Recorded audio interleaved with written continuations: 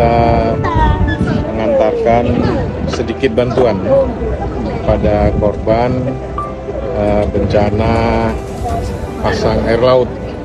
Rumahnya sampai roboh itu.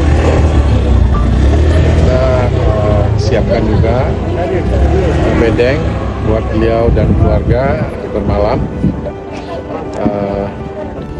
Untuk sementara sudah ditangani oleh Pak Beci, Pak Camat, Pak Kadisos, Pak Kepala BPPD untuk tanggap darurat awal.